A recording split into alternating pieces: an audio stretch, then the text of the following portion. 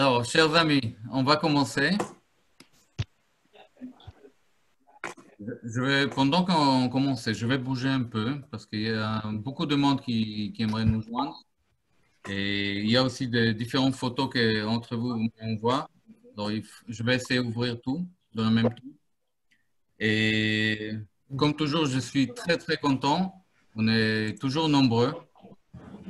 Et aujourd'hui, on part à Aubernais. Et je sais que vous tous, vous adorez Aubernais. Oui. Voilà. Alors, avant qu'on commence, comme toujours, je vous demande d'éteindre les micros. Et comme ça, on peut commencer. Il faut éteindre les micros. Nous. Il faut éteindre les micros. Yoav, si je peux me permettre, Oui, tu peux éteindre les micros de tout le monde. oui. Si quand il y a une question, les gens peuvent s'enlever. La Alors, sourdine. je vais enregistrer. Je vais essayer.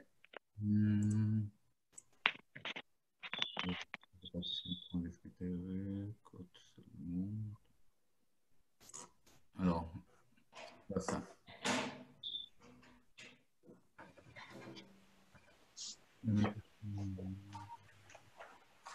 Sinon, c'est en bas de l'écran, dans le coin à gauche.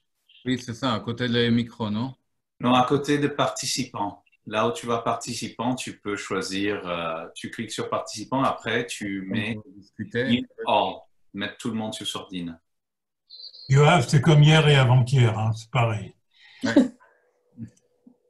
Alors, pourquoi ça marche? Ah, voilà, c'est ça. Voilà. Alors, je vais activer Jean-Camille. Ça marche, Jean-Camille, ça marche? C'est bon?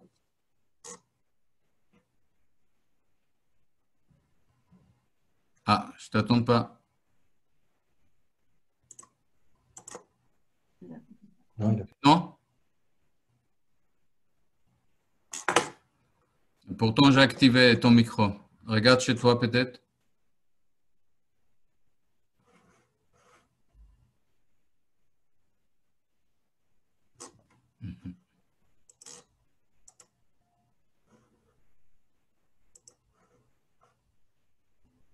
Ça marche? Ah, ça marche pas. Ouais. Couper le son. Activé. Maintenant?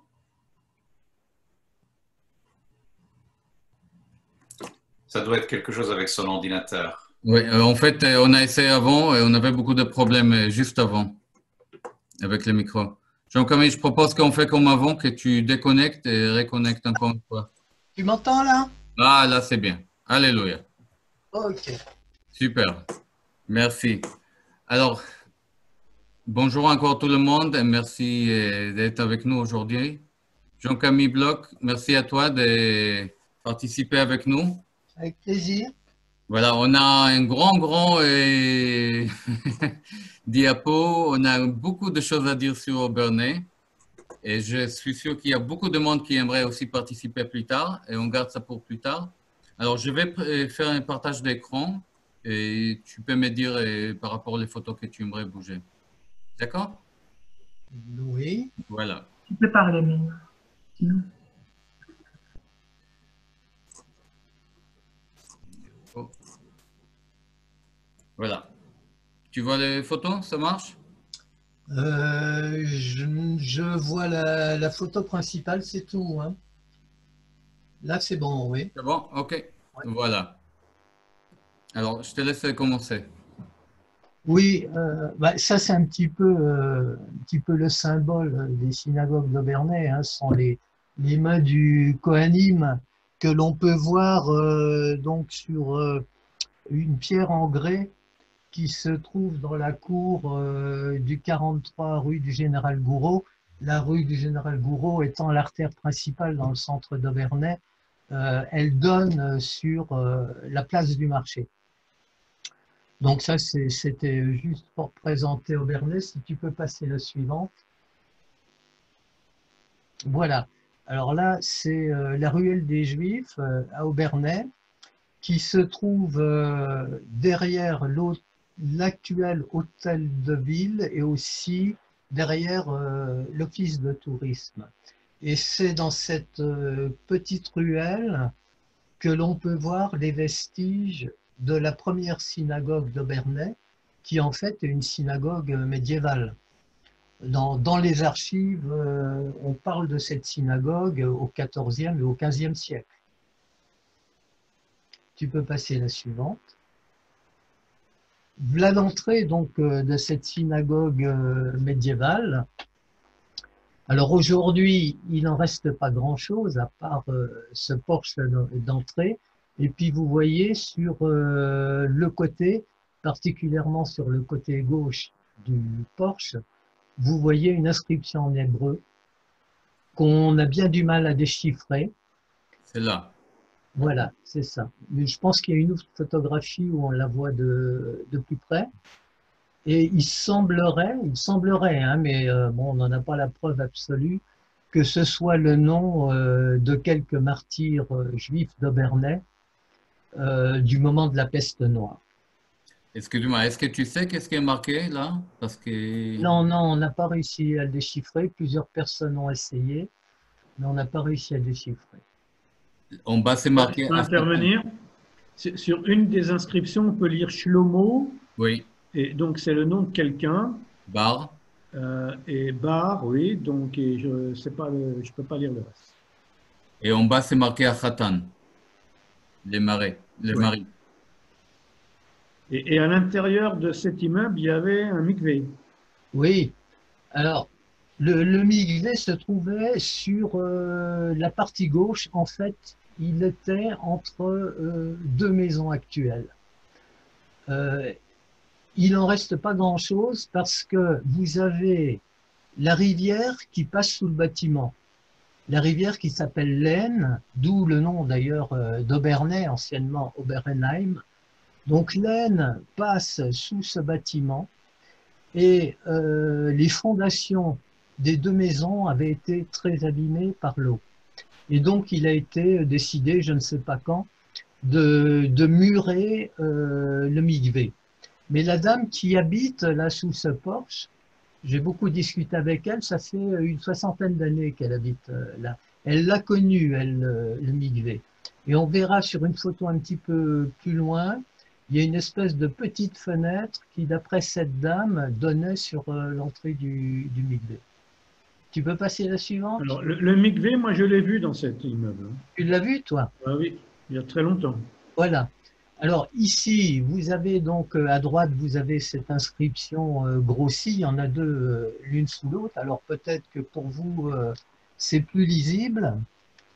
Et puis à gauche, vous avez la fameuse petite niche, une espèce de reposoir qui donnait directement dans le mikvé.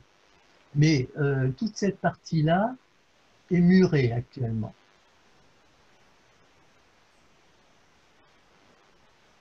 Alors ça, c'est un des mikvés d'Obernai. On verra plus tard qu'il y en a eu d'autres. Alors ici, je voulais rappeler, alors ici, sur cette gravure, en fait, on a Yosselman de Rosheim. Pourquoi? Parce que en 1507, les Juifs d'Obernai ont été menacés d'expulsion alors qu'ils avaient rempli toutes les conditions qu'on leur avait demandées, alors qu'ils étaient sous la protection de l'empereur et du bailli. Et c'est donc Yosselman de Rosheim qui a été appelé à leur secours pour les défendre. Et il les a défendus devant l'empereur et les Juifs d'Obernai ont été réintégrés. Alors pourquoi j'en parle? Parce que bon, Yosselman de Rosheim, il est très connu, il y a eu beaucoup de littérature à son sujet. Il a été le défenseur des Juifs d'Alsace et d'Europe pendant près de 50 années. Il ne ménageait pas sa peine, il voyageait à cheval dans toute l'Europe pour défendre les Juifs. Et on peut dire que c'est à Obernai qu'a débuté sa vocation d'avocat des Juifs. Voilà, tu peux passer la suivante. Alors, c'est l'entrée du 43 de la rue du Général Gouraud. Alors, ce que je voudrais dire, il y a eu beaucoup de choses de dites au sujet de cette synagogue. En fait, j'ai fait pas mal de recherches et je peux dire aujourd'hui qu'en fait, il y a eu 2 synagogues dans cette cour. Il y a eu la 2e et la 3e synagogue d'Obernai.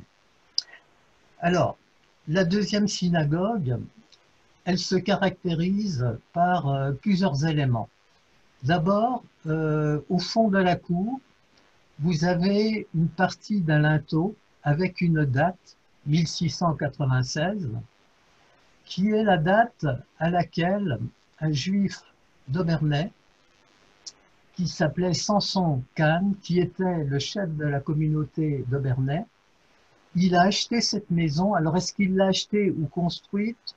Je ne sais pas exactement, mais toujours est-il que cette maison existe à partir de 1696, c'est-à-dire 2 ans après que le gouverneur de l'Alsace, l'intendant de la Tour, ait autorisé les Juifs d'Obernai à devenir propriétaires. Donc ça, c'était en 1694, et en 1696, on trouve cette maison. Alors, il y a 3 éléments qui sont bâtis dans la même pierre. C'est une pierre de grès rose typiquement alsacienne.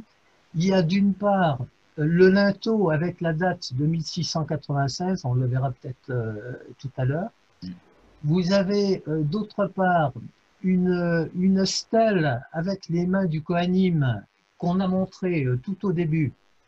Et d'après les recherches que j'ai pu faire, ce Kohanim, c'est donc Samson Kahn. Samson Kahn qui était vers 1700 le chef de la communauté juive d'Obernai. Et le 3e point dont personne n'avait remarqué l'importance jusqu'à présent, c'est ce que vous voyez sur cette photo. En haut de la porte, de part et d'autre, vous voyez 2 petites stèles avec 2 petites figures. Et tout le monde a cru jusqu'à présent que c'était des sculptures sans importance, des chats ou des singes, on ne savait pas exactement. Et en fait, je les ai observés attentivement. On peut peut-être les voir d'une manière plus précise. Voilà. Alors, en fait, il s'agit de lions. Et le doute n'est pas permis parce que le sculpteur a même fait ressortir la crinière. Alors, pourquoi des lions? Eh bien, je pense que donc, ces 2 petites figures ont la même ancienneté que le linteau et que les mains du Kohanim. Et je pense qu'elles datent de 1696 et que Samson Kahn, le propriétaire de cette maison, a voulu signifier avec ces 2 têtes de lion. Vous savez, souvent dans l'iconographie juive qui n'est pas très abondante, souvent on représente les 2 lions de Juda en gardiens de l'Arche d'Alliance et de la Torah. Et je pense que c'est une hypothèse, bien sûr, mais je pense que c'est ce que Samson Kahn a voulu faire. Il a voulu que les passants puissent imaginer que sous ce porche se trouvait un grand trésor, c'est-à-dire l'Arche d'Alliance et la Torah de la communauté juive d'Obernai. Tu peux montrer la photo suivante? Voilà, alors vous avez ici à gauche, vous avez donc ce qu'on a trouvé sur la clé de voûte avec la date en hébreu, 1696, et vous l'avez donc en clair de part et d'autre. Sur la partie droite, vous avez les mains du Kohanim avec un texte qui doit être, je crois, du style à notre maître Samson, quelque chose comme ça. Tu es d'accord, Denis? Moi, je suis tout à fait d'accord. Donc, effectivement, sur les 2 mains, il y a marqué Hadar Simpson Katz. Voilà, c'est ça. C'est ça. Et quand on étudie les archives qu'on peut trouver sur Obernai, donc en 1702, le chef de la communauté s'appelait Samson Kahn. Est-ce que je peux dire un mot? Oui. Bonjour. Bonjour, C'est Marc. Salut Marc. c'est pas absolu, c'est pas Hadar, chanson Khan qui a marqué, mais c'est Arav Shimshon Katz. Oui, Et Katz, c'est un Cohen, obligatoirement. oui, bien sûr. Ouais. C'est Ouais, ouais. c'est pas Khan, c'est Katz qui est marqué. Cohen Sedek. Oui, mais si tu veux, dans les archives de l'époque, c'est souvent Cannes. Voilà. Peut-être. Non, mais je dis, parce que là, ça a été traduit il y a quelques instants, et je dis non, ça a été lu. C'est pas Hadar, c'est Arav Shimshon Katz. D'accord, d'accord, d'accord. Merci. Yoav, tu peux passer la suivante. Mais peut-être que Freddy peut intervenir sur cette cour qu'il connaît très bien. Bonjour Freddy. Bonjour, bonjour. Bonjour Freddy. On voit la technologie arriver. Ouais, bonjour. Bonjour. Bonjour, bonjour. Bonjour. Alors, je fais un petit erreur, je présentais personne. Et Jean-Camille Bloch, peut-être je te laisse te présenter, après Denis et Marc et Freddy Raphaël aussi. Oh ben moi, il y a pas grand-chose à dire, hein. Bon, je m'intéresse aux communautés juives depuis très longtemps. Je suis surtout un spécialiste de généalogie juive. Voilà. Denis? Alors moi, je suis le responsable actuel de la communauté juive, en tout cas d'Aubernais, donc je m'intéresse à tout ce qui est patrimoine, et puis on essaye de faire vivre encore cette communauté aujourd'hui, très réduite, mais comme on peut. Et on a beaucoup de projets. Et Marc? Ben, moi, je fais les différents offices au moment des fêtes, des Chagim ou pour d'autres occasions. Je fais des visites guidées également de Aubernais avec ses vieux quartiers pour terminer et arriver à la choule actuelle. Une visite dure, si elle est faite correctement, 1h30 environ, parce que j'inclus l'aspect historique d'Aubernais également, et qui n'est pas que juif à ce moment-là. Mais ce que je voulais faire une petite parenthèse ou revenir en arrière, dans la ruelle des Juifs, le mikvé, je l'ai vu également, et un jour, je ne sais plus en quelle année que c'était, dans les années 70-76, je pense, il y a eu des travaux par le service des eaux de la ville d'Aubernais qui ont été faits. Et la mairie a appelé, a téléphoné à Lou Meyermog, qui travaillait à Aubernais avec mes parents. Et donc, pour qu'il vienne voir. Et Lou m'a téléphoné pour que je descende avec. Je suis allé avec lui. On est allé dans cette maison qui appartenait donc à la famille Denis, qui était droguiste et qui utilisait cette arrière pour stockage de matériel. Et là, avec les travaux qui ont été faits, il y avait une ouverture, on a très bien vu le mikvé, et il y avait un escalier, on descendait en bas et on arrivait au mikvé. Je l'ai vu de mes propres yeux. Alors, je peux éventuellement essayer de faire des recherches. Quand ça s'est passé, il faudrait que j'aille à la mairie pour voir avec peut-être l'archiviste par rapport aux travaux qui ont eu lieu à cette époque. Je crois que j'ai fait un petit tour d'horizon en disant de ce qui se passe et ma ou mes fonctions à Aubernais. Voilà. Merci Marc. Bon, en général, Freddy, il ne faut pas être présenté. Mais je sais qu'il y a beaucoup de gens qui ne sont pas d'Alsace avec nous. Alors, si tu peux dire un petit mot. Non, ce que je veux dire, c'est que je soutiens pleinement vos efforts, que ce qui se passe aujourd'hui avec effectivement le fait d'avoir fait le travail et ce qui s'inscrit en continuité avec un travail, je voudrais quand même rappeler, y compris à Jean-Camille, qu'on a entrepris il y a déjà une trentaine d'années, au moins, et que notamment ce travail qu'il a poursuivi, mais que Marc et Dany poursuivent à leur tour aujourd'hui, et paraît tout à fait exemplaire, et notamment parce qu'il essaye de donner une certaine vie à ce cadre, et pas seulement à faire l'éloge d'un patrimoine passé. Merci beaucoup, Fadi. Alors, Jean-Camille, on va continuer. Et alors, dans cette vue-là que l'on peut voir dans la cour du 43 rue du Général Gouraud, elle est affichée derrière une vitre. En fait, c'est une représentation de la 3e synagogue. Alors pourquoi la 3e? Parce que d'après moi, il y a donc eu dans cette cour une 2e synagogue à partir de 1696. Alors je ne sais pas si c'était une synagogue en bonne et due forme ou un oratoire. Mais elle était au fond, oui, elle était au fond de la cour. Il y a eu à cette époque, donc entre 1700 et 1751, qui est la date de construction de la 3e synagogue que vous voyez ici. Il y a eu une soixantaine de mariages. Une soixantaine de mariages dans lesquels il est souvent indiqué qu'était présent le rabbin d'Obernai. Donc j'imagine difficilement une communauté juive très active, compte tenu de ce nombre de mariages, sans synagogue. Donc je pense qu'il y a eu une 2e synagogue dans la cour du 43 rue du Général Gouraud, qu'elle était au fond de la cour, et cette 3e synagogue dont vous voyez la coupe ici, était dans la même cour, mais sur la partie droite au premier étage.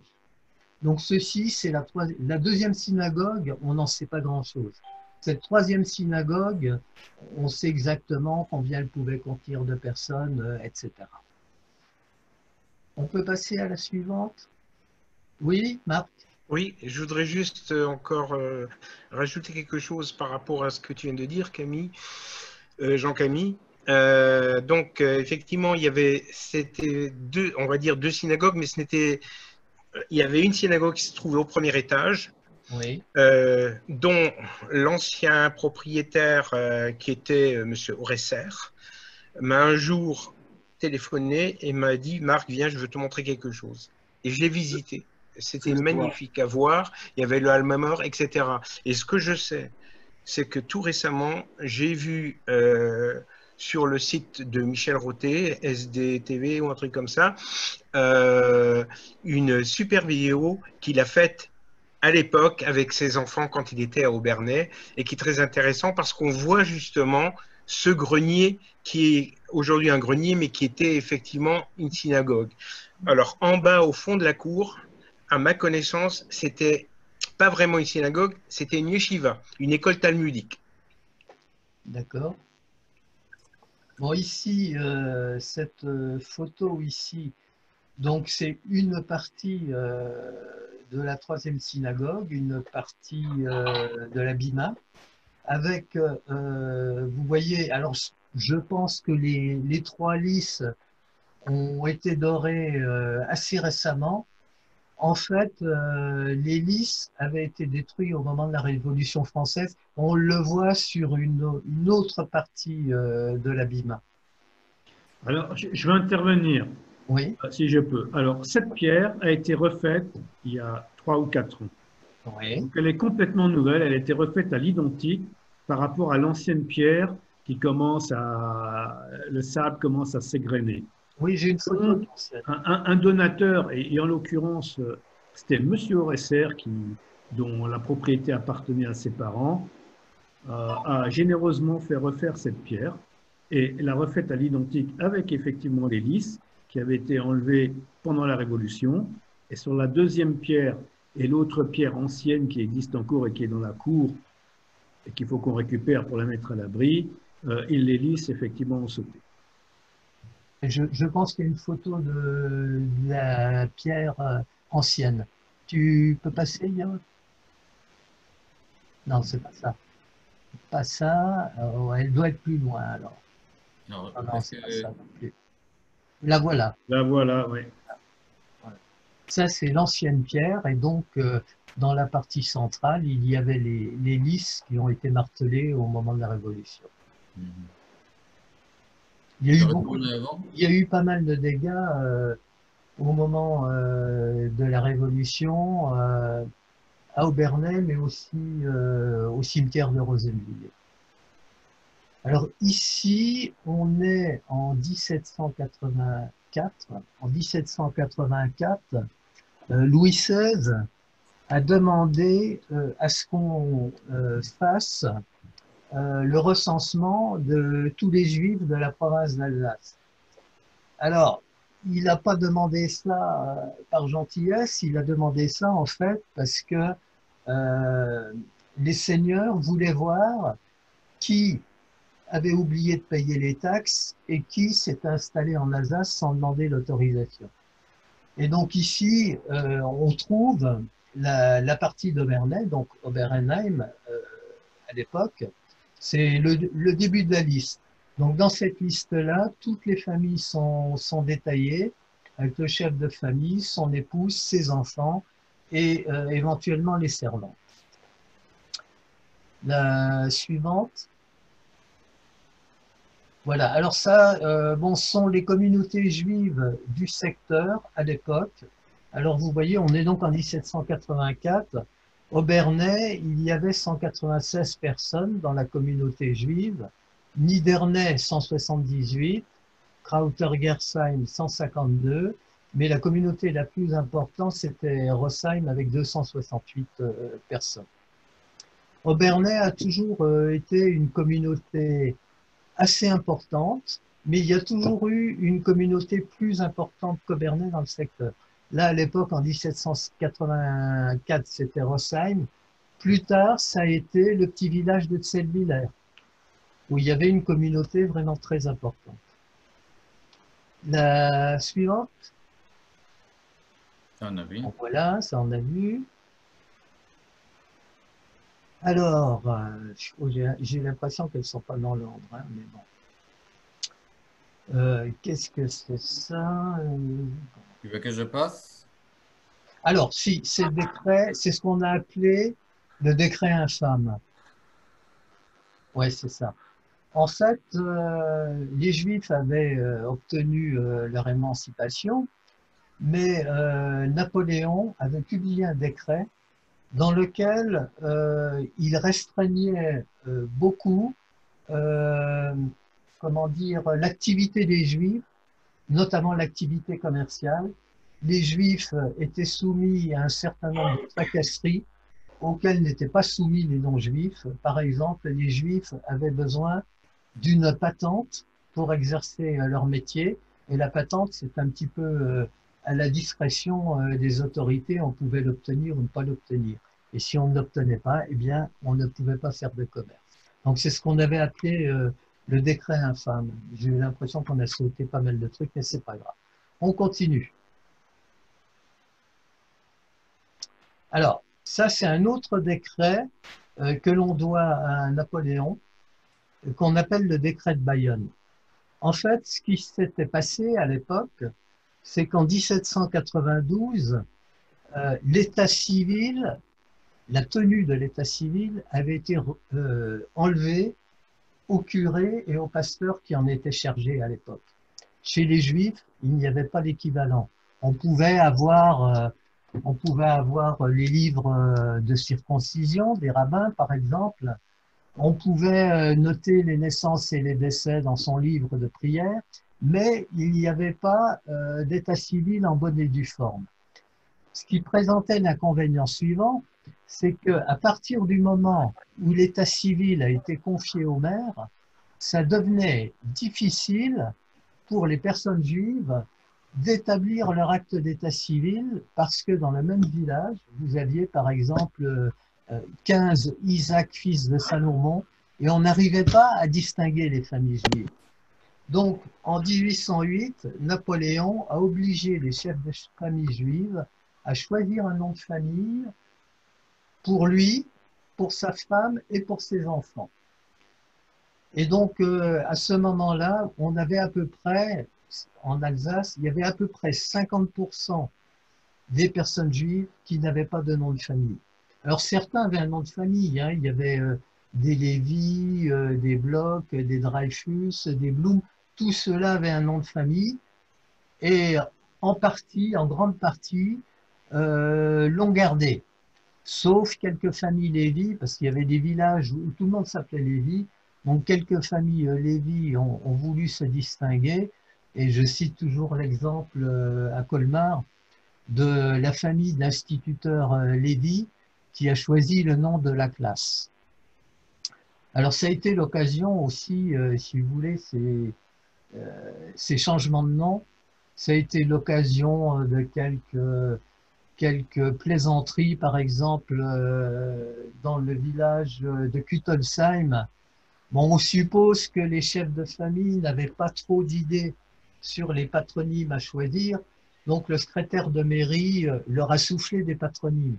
Ce qui fait que la moitié du village a des patronymes italiens et l'autre moitié du village a des patronymes grecs.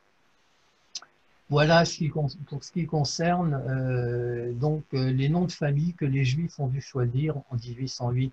Alors souvent, ils les ont choisis en fonction de leur métier. C'est comme ça qu'on retrouve beaucoup de Metzger ou d'Eisenman ou de Schneider, ou alors en fonction de particularités physiques, Lang pour les grands, Klein pour les petits, etc. Il y avait aussi des Juifs qui possédaient déjà un nom de famille. Le nom de famille représentait en fait leur origine. Vous aviez des Strasburger, vous aviez des Worms, etc., etc. Alors voilà pour les noms de famille, on peut passer à la suite. Alors en 1848, bon, les Juifs ont été émancipés avec la Révolution française, mais en Alsace, tout n'est pas entré dans l'ordre immédiatement. À chaque occasion, il y avait des émeutes anti-juives, et puis, bon, comme bien souvent, elles avaient pour but de faire disparaître les dettes que les non-juifs avaient contractées auprès des prêteurs juifs. Et c'est ce qui s'est passé notamment en 1848. Il y a eu de grosses émeutes. Bon, en 1848, il y a eu un changement de régime, la chute de Louis-Philippe, Lamartine qui est venu au pouvoir. Et dans toute la France, enfin, dans une partie de la France, il y a eu des émeutes. C'était le cas, par exemple, en Moselle, mais aussi dans le Bas-Rhin du côté de Saverne. Mais les plus grosses émeutes ont vraiment eu lieu dans le sud de l'Alsace, dans le Sungau, où là, les villages ont été attaqués. Ici, vous avez une représentation du village de Durmenach. Alors, Durmenach, c'est un village un petit peu particulier. Alors, il se trouve complètement au sud de l'Alsace, hein, tout près de la frontière suisse. Et à Durmenach, la population juive était plus importante que la population chrétienne. Les juifs représentaient à peu près 65% de la population. Le maire était juif et le conseil municipal était à dominante juive aussi. C'est aussi le village où une synagogue a été construite avant qu'il y ait une église. L'église est venue après la synagogue et d'ailleurs, bon, certaines personnes ont voulu que l'église soit plus haute que la synagogue. Voilà. Et donc à Durmenach, en 1848, à peu près 2000 personnes des villages voisins ont attaqué ce village, ont pillé toutes les maisons juives, ont battu les juifs, on jetait les gens dans les rivières. Il y a eu des morts, il y a eu des blessés. Donc ceci pour vous dire que tout n'a pas été rose tout de suite après l'émancipation des Juifs d'Alsace et de Lorraine. La suivante. Oui, Marc, tu voulais dire quelque chose? Oui, à propos de Durmenach, c'est une petite anecdote qui mérite d'être rapportée. J'avais un client qui était un quincaillier et il parlait en yiddish. Il me parlait en yiddish, en judéo-alsacien. C'est extraordinaire. Et je crois que tout le village savait parler en judéo-alsacien, en yiddish, dans le temps justement, vu que les Juifs étaient plus nombreux que les... Oui, il y a d'ailleurs des petits livrets qui recensent les mots du judéo-alsacien et surtout ceux qui sont restés dans le patois alsacien. Et vous avez quelqu'un à Mulhouse, Madame Stark-Adler, qui est la grande spécialiste du yiddish, que ce soit le yiddish judéo-alsacien ou une autre forme. La suivante, j'entends des bruits bizarres, mais voilà. Alors, les Juifs au Berlin étaient installés à 80% dans le centre de la ville. Pourquoi? Parce que vous aviez une place centrale qui était la place du marché, où se tenait le marché aux bestiaux. Et notamment dans cette petite rue, la rue de Paille, qui est une toute petite rue, il y avait là 60 personnes juives, 15 familles, et dans d'autres petites rues autour de la place centrale également, dans la rue du Brochet, dans la rue du Puy, etc. Si vous voulez, les Juifs étaient tout près de leur lieu de travail, si vous voulez, la place du marché, où il y avait le marché aux bestiaux, mais ils étaient tout près aussi de la synagogue. La photo suivante. Oui, alors là il faut que je parle d'une famille d'Obernai, qui est la famille Cheyenne. Alors la famille Cheyenne avait choisi ce patronyme en 1808 parce qu'il y avait un aïeul, je crois qu'il s'appelait Samuel ou je sais plus. Donc il s'était fait appeler Cheyenne. Et donc ils occupaient ce bâtiment. Ils avaient une quincaillerie. Aujourd'hui, le bâtiment, c'est toujours une quincaillerie avec beaucoup d'objets touristiques pour les touristes. Et les Cheyennes vendaient aussi des métaux, de l'acier notamment. De l'acier et de la fonte. Et à un moment, ils se sont dit, mais pourquoi, avec cet acier et cette fonte, pourquoi on ne fabriquerait pas nous-mêmes quelque chose?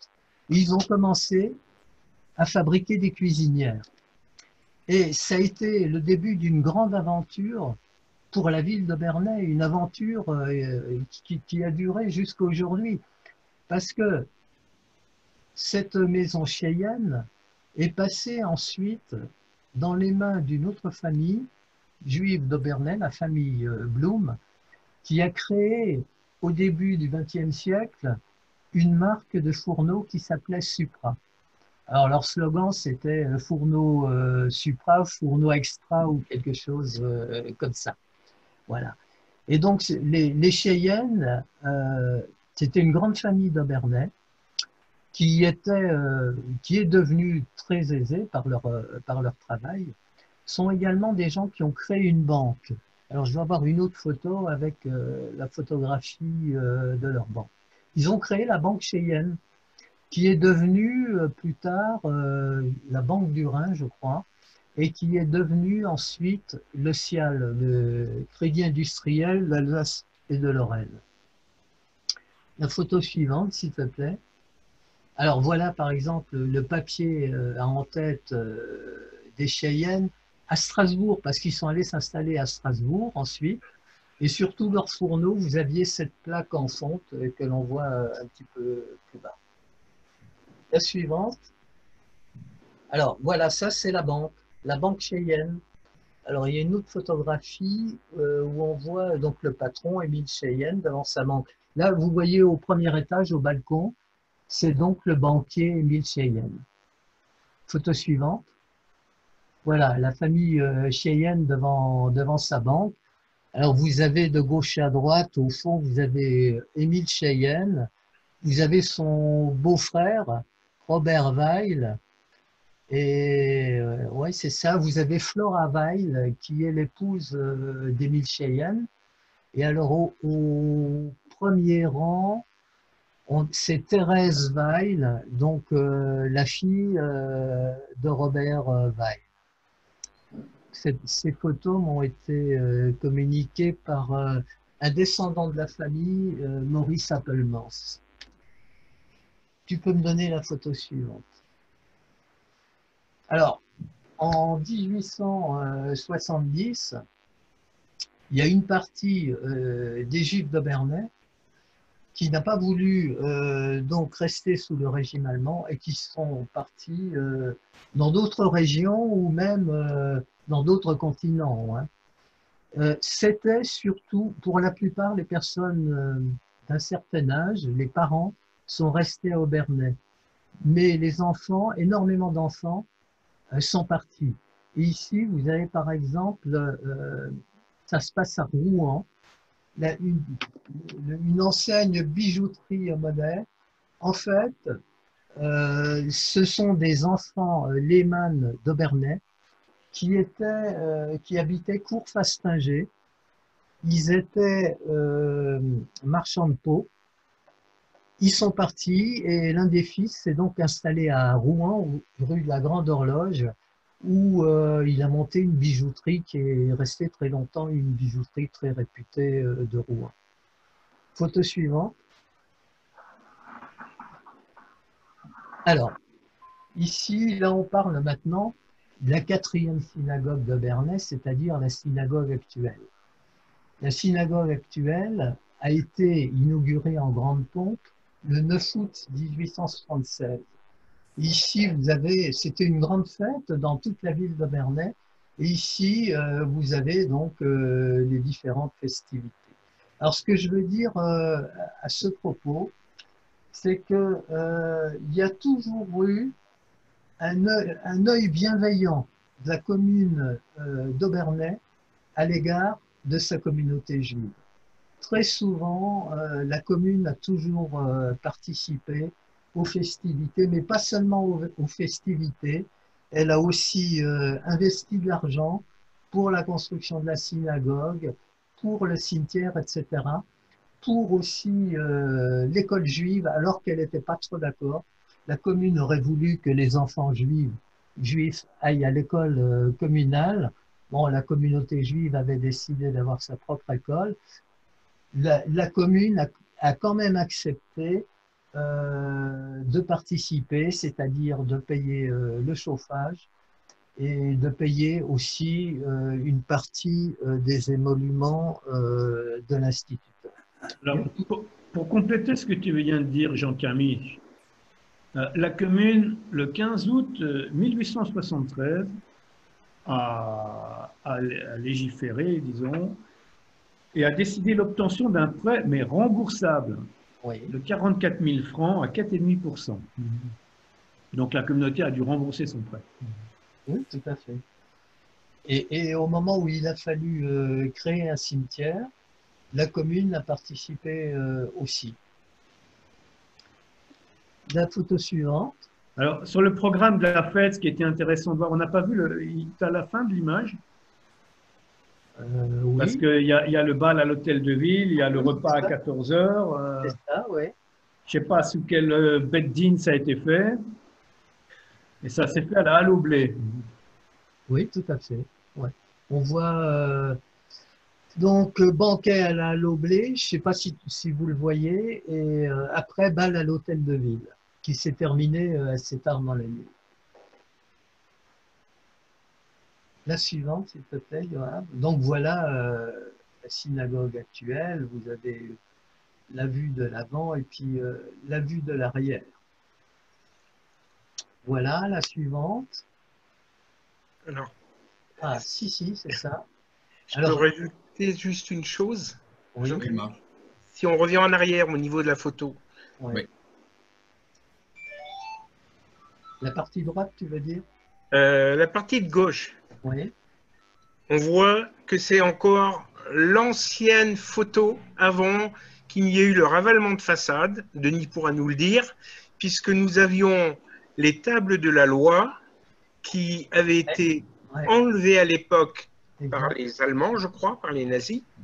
Et ces tables de la loi étaient conservées dans l'entrée de la synagogue contre le mur, et elles ont été remontées et remis en place en haut. Donc, c'est pour ça que je peux dire que c'est une ancienne photo, puisque sur les nouvelles photos, il y a les tables de la loi. Ouais. Alors, exact. Ça, c'est à gauche, c'est l'ancienne photo, et à droite, c'est la nouvelle photo, mais de l'arrière. Ouais. Voilà. Ah, merci. Alors, la photo suivante. Alors, ici, en fait, se tenait au premier étage l'école juive. Et il y avait également dans cette maison un mikvé, d'après ce qu'on m'a dit. Et ça se trouve où la maison? Pardon? La maison, ça se trouve où à Aubernais? C'est rue du Puy. C'est rue du Puy, Rue oui. du Puy. D'accord. Alors, c'était une maison communautaire, effectivement, qui servait d'études, qui servait aussi d'hospice, et qui a longtemps servi. Et on va dire, dans la dernière partie, après la Deuxième Guerre mondiale, comme la grande choule était quand même grande, et qu'en hiver, ça coûtait beaucoup de chauffage, les offices avaient lieu en hiver au Schallstub ici. Voilà. Et je me rappelle très bien que le chauffage qui fonctionnait au charbon, eh bien, il y avait ce qu'on appelait le Shabbosgoy qui venait nous allumer le chauffage. Et il y avait une personne qui habitait dans la maison, c'était, je crois, M. René Meyer, si j'ai bonne mémoire, Denis. Oui, c'est René Meyer. Ouais, mais je crois qu'il y avait aussi un mikvé qui existait dans cette maison. Oui, absolument. Absolument. Et Et dans le temps, c'était dans la cour de cette maison qu'on construisait la souka au moment de Soukot. je vois qu'il y a Alain Meyer qui dit qu'il se rappelle des offices Voilà. qui se tenaient dans ce bâtiment. Alors la suivante. Ah, ouais, elles sont un petit peu dans le désordre, hein, les photos, mais c'est pas grave. Ici, vous avez donc vers les années 1950, vous avez donc une photographie de la maison Blum, frère, et qui est devenue par la suite Supra-Auranier. Et vous voyez qu'à l'époque, donc dans les années 50, ils fabriquaient des cuisinières à bois, en fait. Et là, c'est une photo du personnel à je ne sais pas quelle occasion. On voit qu'il y a des gens avec des instruments de musique. Voilà. Le suivant. Pour ajouter sur la famille Blum, Oui. interrompt Jean-Camille, le Oui. premier conseiller municipal juif en 1908 était Léon Blum. D'accord.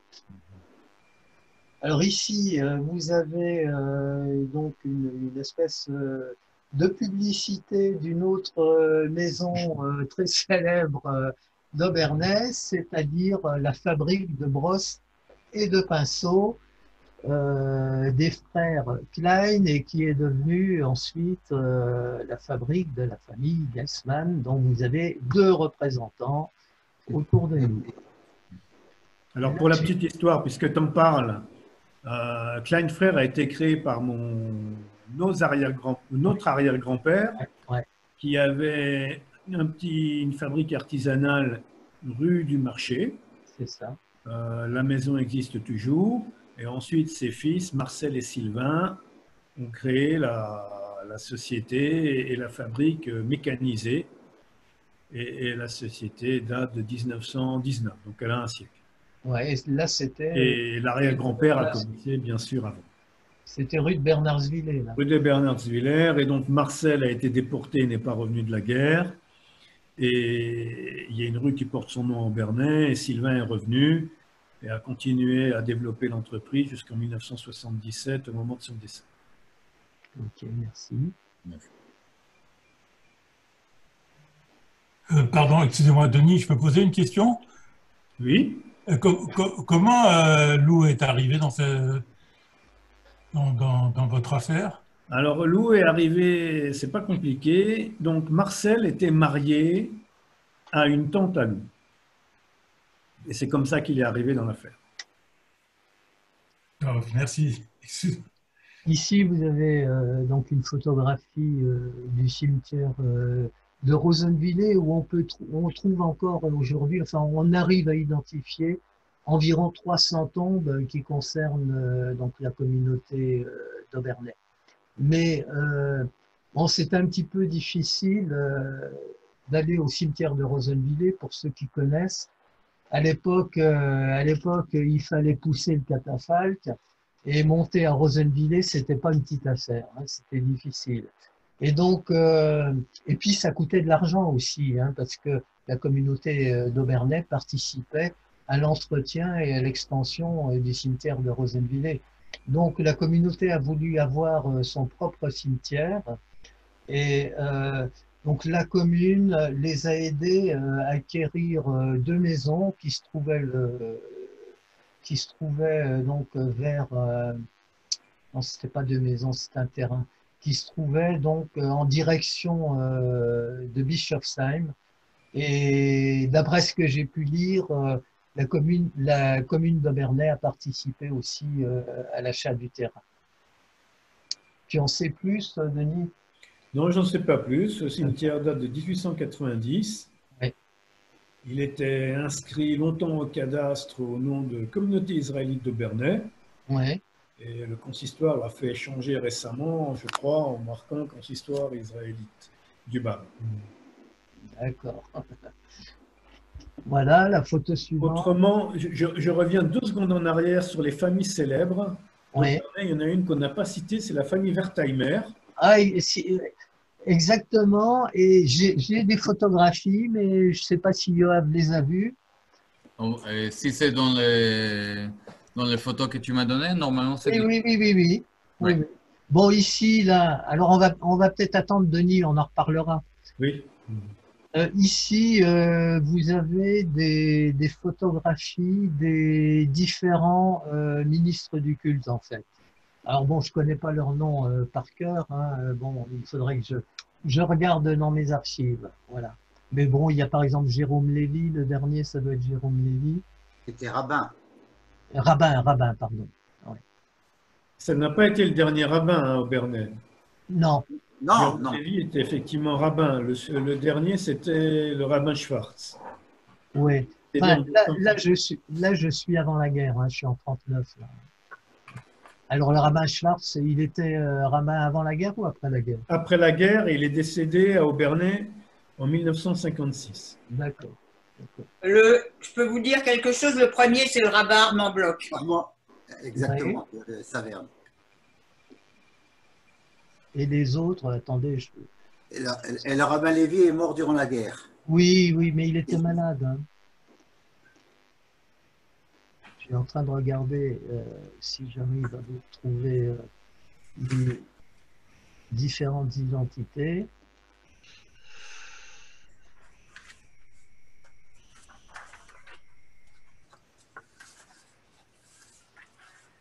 Voilà.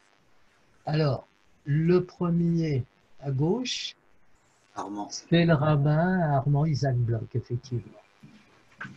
Ensuite,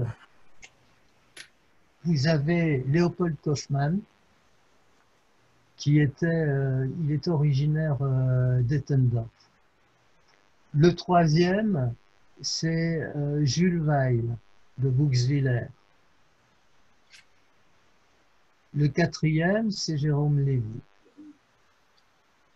Il s'était réfugié à Nyons et il est décédé de maladie en 1942. Il est enterré à Carpentras. Alors la photo suivante. Alors bon, ça vous connaissez tous, évidemment, c'est André Neher. Alors André Neher, il est né à Obernai en 1914 et il avait épousé René Bernheim.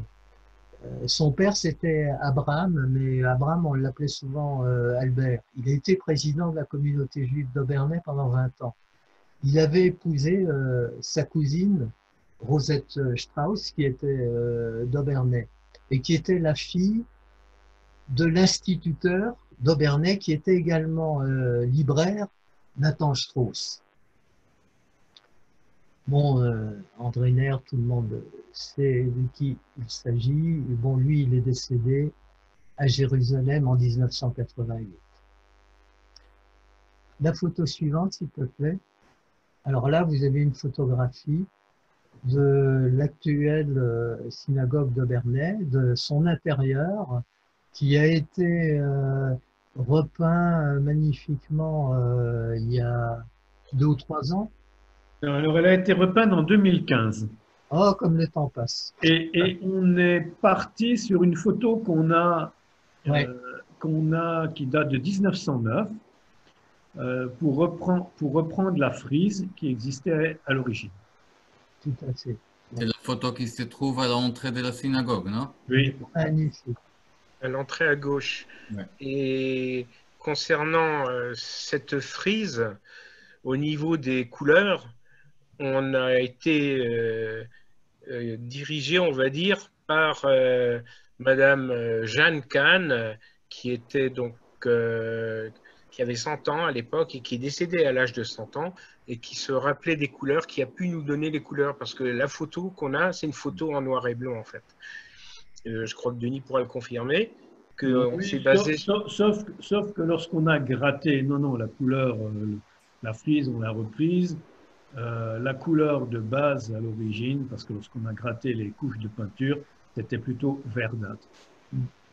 Et tu as parlé de Jeanne Kahn, c'était l'épouse du dernier ministre officiant avant toi, en fait.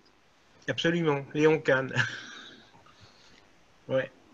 Ok, la suivante. Il y en a encore, je ne sais pas s'il y a encore des photos, mais j'ai pas vu Wertheimer. C'est moi qui ai ajouté des photos. Ah, d'accord, très bien. Alors ça, Marc, tu peux nous dire quelques mots là? Ben, cette photo a été prise à Hanouka dernier. Oui. Et nous avons Claude Bloch, Zichron Livrara, qui vient de partir, oui, tout récemment. Excusez-moi. C'est mon petit-fils, le plus jeune, Lior, qui est en train de lire et d'allumer la première bougie de Hanouka. Et le grand rabbin Abraham Haroldweil. Voilà, merci. Alors, Denis, peut-être on peut parler de ça? Le banc de circoncision? Oui.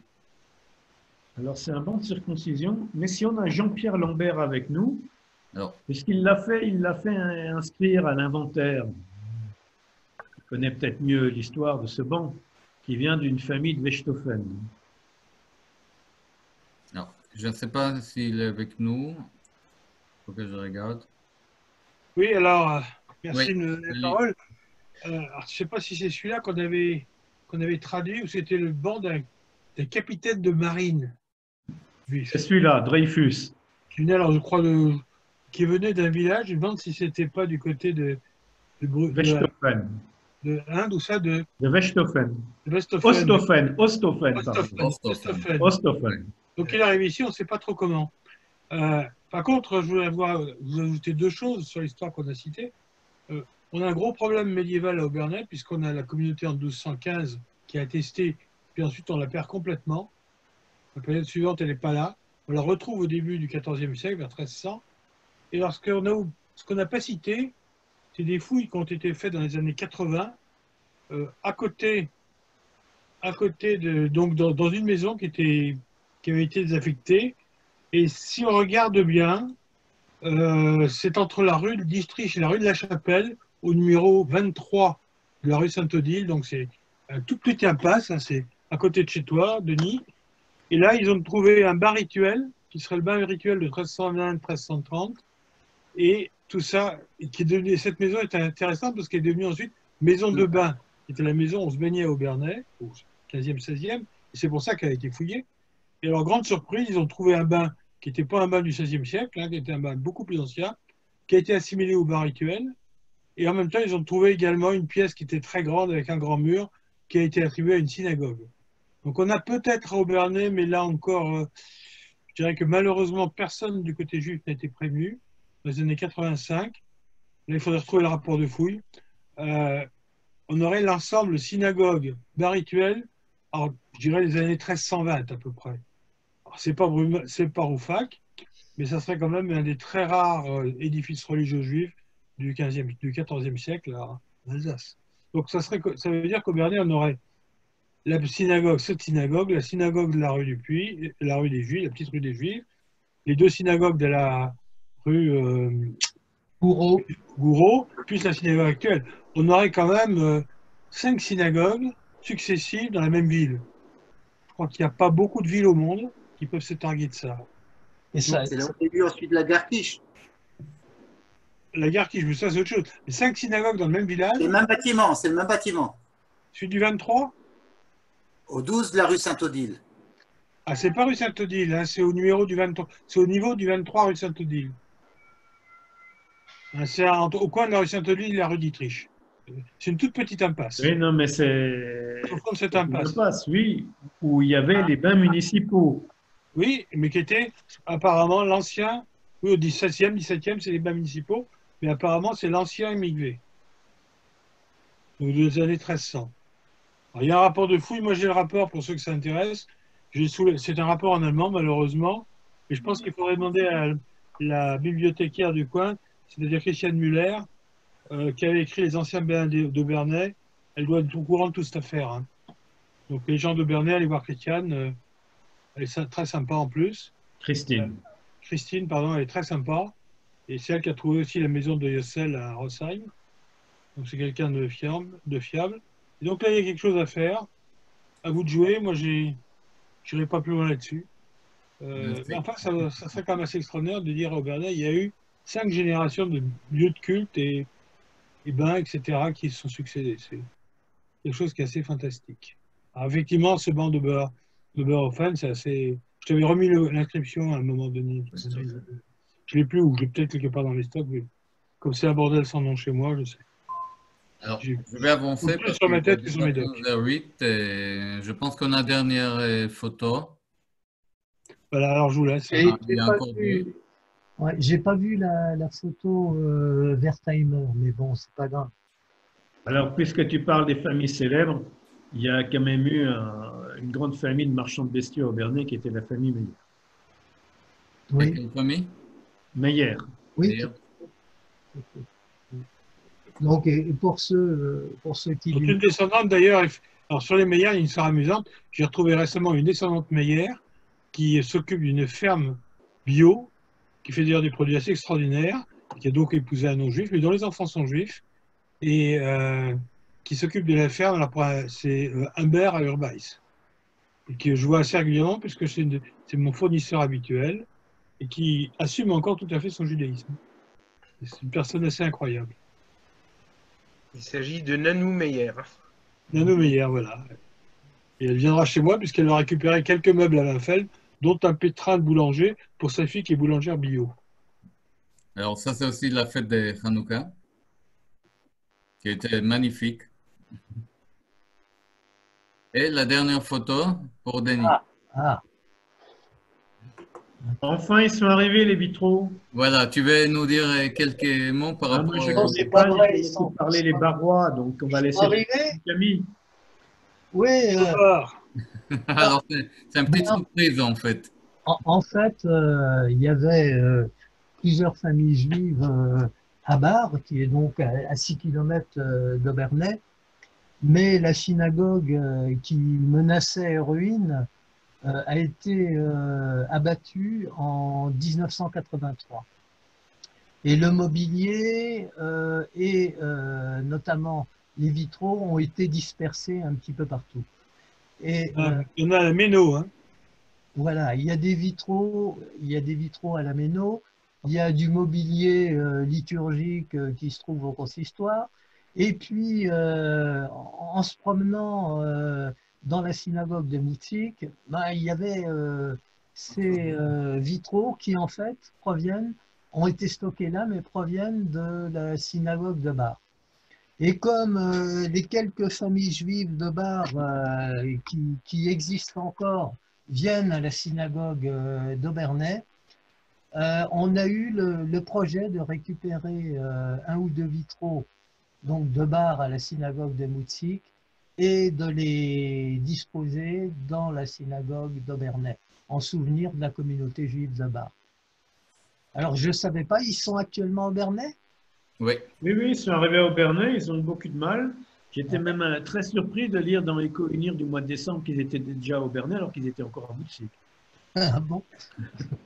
Ok, c'est magnifique. Alors on va pouvoir les mettre au mur. Voilà, on va installer les deux vitraux avec une plaque pour mémoire pour la synagogue de Bar. On va organiser une cérémonie. Oui, d'accord. J'espère sur place. Et voilà. Est-ce que, Yoav, oui. Deux choses, puisque vous avez commencé à travailler sur Moutzik, il y a deux choses, moi, qui me turlupinent à Moutzik, tu le sais. Oui. Un, c'est les deux les deux lampes, les deux magnifiques lampes 18e siècle, lampes de carrosse, lampes de je sais pas quoi, qui traînent par terre à gauche. Donc j'ignore complètement d'où elles viennent. Est-ce qu'elles pourraient venir d'Aubernais, Jean-Camille? De Bar, tu veux dire. De Bar. Il y a deux lampes un peu rouillées dans le coin, mais qui sont 18e siècle. Et deuxièmement, c'est quand même Moutzik qui est la seule synagogue dont l'Aron HaKodesh a été détruit à la guerre, mais dont on sait où sont les pièces. Elles servent de bordure au jardin attenant. Donc on pourrait peut-être payer aux gars qui entretiennent le jardin des vraies bordures chez un quelconque Bricorama ou autre jardinerie, et récupérer les pièces de l'Aron HaKodesh et peut-être faire quelque chose avec ça. Je trouve que ça serait peut-être, comme on a le plan, remettre sur une espèce d'Aron fictif à leur place ces fragments. Mais il y en a beaucoup, hein. Et donc, ça serait quand même un peu pour Moutzik quelque chose à faire. Alors pour Moutzik, on va faire aussi une émission sur la synagogue de Moutzik. Et récemment, juste avant le confinement, on a commencé à faire des travaux à l'extérieur de la synagogue. Tu récupères ces on a coupé les grands arbres, on a arrangé un peu à l'extérieur. Oui, mais tu as récupéré les bouts d'Aron HaKodesh qui traînent? Et non, pas encore. Ça, à mon avis, c'est la première chose à faire. Hein. C'est pas une bonne réutilisation d'une Aron HaKodesh détruite de faire des bordures de jardin. Oui, il y a plusieurs morceaux qui traînent dans le jardin. D'accord. Il faudrait vraiment le faire. On en a parlé plusieurs fois. C'est vraiment nécessaire. D'accord. Ben, je vais vérifier ça. Merci. Merci. Pour revenir... Bon, on a Jean-Camille, je voulais te remercier énormément. Il n'y a pas de quoi. Avant que tu conclues, Yoav, j'aimerais rajouter 2 mots. Oui. Alors, j'aimerais dire que d'abord, la communauté d'Aubernais, même si elle est réduite, continue à exister. Et que pour faire vivre notre synagogue, on organise régulièrement des offices. Et que pour les fêtes, on loue un hôtel à côté, où on a pour Pessah, pour Rosh Hashanah. Pour Kippour, on n'a pas besoin de les nourrir, c'est un gros avantage. Mais donc, où les gens viennent. Et on a donc, pour Pessah, on a régulièrement 100 personnes, parce qu'on ne peut pas faire plus. Qu'on va continuer à maintenir une vie dans cette synagogue. Qu'on a un gros projet, c'est d'acquérir le bâtiment à côté de la synagogue pour en faire une partie musée, avec un musée du judaïsme alsacien et entre autres pour André Neher, et une partie hôtellerie qui permettrait donc pour les fêtes ou pour les Shabbats, les gens qui veulent venir, de pouvoir se loger sans difficulté et le reste de l'année de le rentabiliser. La souscription est ouverte pour ceux qui sont intéressés par le projet et de soutenir la communauté d'Aubernais. Merci. Alors, on a largement dépassé le temps, mais on garde quand même 5 minutes pour des questions si vous avez. Je voudrais juste rajouter une chose à propos du cimetière d'Aubernais, puisqu'on a parlé du cimetière Rossheim-Aubernais avant. Nous avons dans le cimetière d'Aubernais un carré russe. Ce sont des tombes de militaires russes qui ont été enterrés à Aubernais. Alors, je vais expliquer rapidement. Quand on est rue de Molsheim, rue du Général Leclerc, où se trouve le cimetière, avant le cimetière juif, il y a actuellement le cimetière protestant. Et entre les deux, il y a de nombreuses années en arrière, j'en rappelle très bien, il y avait un cimetière militaire, qui n'était donc pas juif. Un jour, l'armée a décidé de vendre les terrains. Ils ont enlevé les tombes et les ont mis ailleurs, des militaires qui étaient enterrés là-bas. Et il y avait des militaires russes. Et ces militaires russes qui étaient là-bas, personne n'en voulait. Ni les catholiques, ni les protestants, personne. Donc, c'était à l'époque de la présidence de Sylvain Klein, mon oncle, qui a décidé, nous, ce sont des êtres humains, on va les enterrer à Aubernais. Et c'est pour ça qu'il y a un carré à Aubernais avec des militaires russes qui n'ont rien à voir avec les juifs d'Aubernais quelque part. Voilà. Merci. Alors Terry Cor, vous voulez... Oui, merci Yoav de me donner la parole. C'est juste une précision, enfin je vais prendre 30 secondes. On a parlé dans la succession des rabbins d'Aubernais du rabbin Jules Weil. Alors, c'est quelque chose qui fait partie de ma famille et donc j'ai vérifié. Pour moi, il était connu avec le prénom Julien. Et je viens de vérifier sur Internet, notamment un article qui présente André Neher et sa formation par le rabbin Julien Weil, entre autres. Il semblerait que son véritable prénom soit Julien et non pas Jules, mais c'est à vérifier dans l'état civil. En tout cas, il se faisait appeler Julien, ça c'est clair dans la famille, on le connaît sous le nom de Julien. Merci. Merci. Alors, dans l'entrée, on a vu les vitraux, mais on n'a pas vu, il y a un Guissop qui est récent, que la famille Meyer, en souvenir des parents et arrière-grands-parents, a offert. Donc, un vieux Guissop qui est à côté du lave-mains.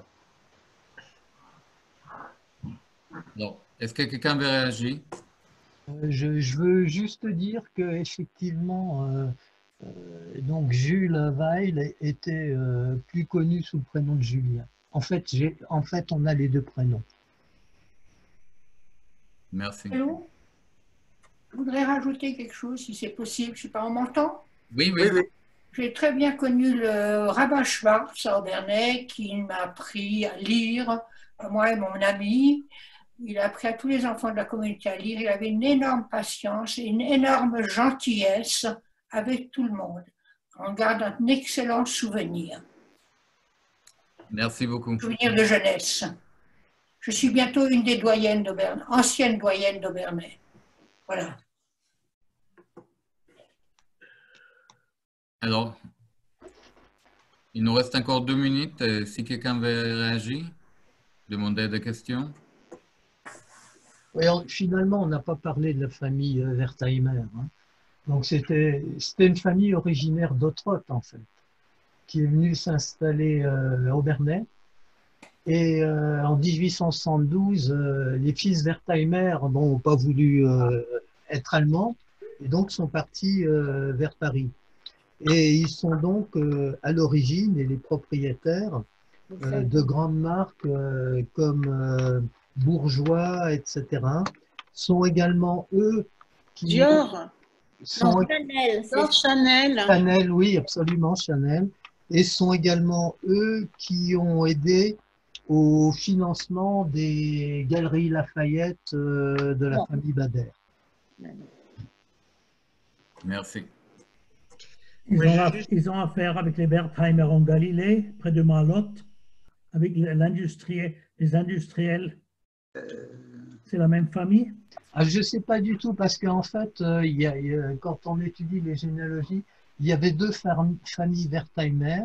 Il y en a une d'origine alsacienne, et puis il y en a une qui est venue de l'autre côté du Rhin.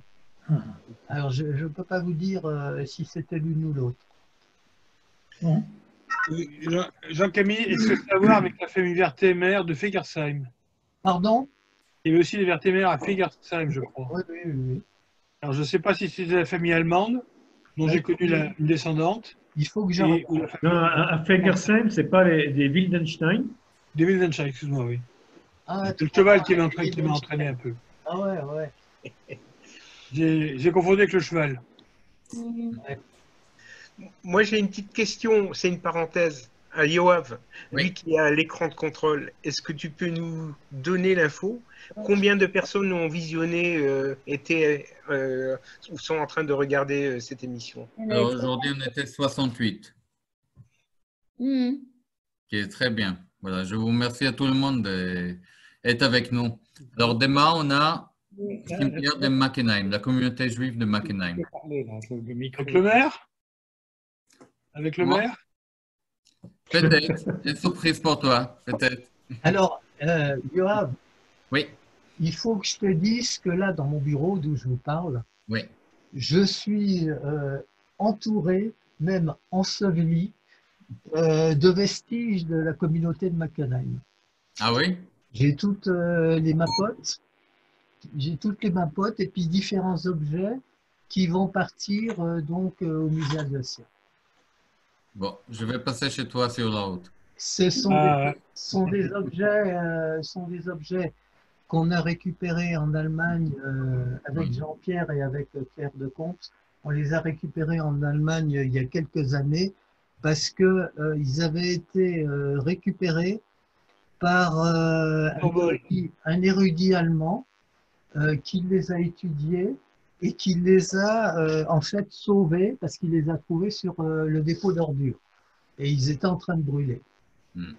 Donc voilà. Donc, alors j'ai entre autres le chauffard. J'ai le chauffard de la synagogue. Il était convenu qu'on le donnait au maire de Mackenheim. Je lui en ai parlé plusieurs fois et puis bon, je sais pas, il n'a plus l'air intéressé. Voilà. Mais Jean-Camille, t'en fais pas pour cette collection, il ira au musée d'Aubernay. Ben oui. Non, elle va au musée alsacien. Non, tu sais, c'est compliqué les musées. Hein. Non, elle va au musée alsacien. Attends, le musée alsacien, avec la recommandation de la Société d'histoire pour interpréter quelques éléments. Voilà. Voilà. Bon, encore une fois, merci beaucoup à tout le monde. Merci énormément. Merci à tous. À demain. Au Mackenheim. Merci encore. Au revoir. Au revoir tout le monde. Au revoir. Au revoir. Au revoir.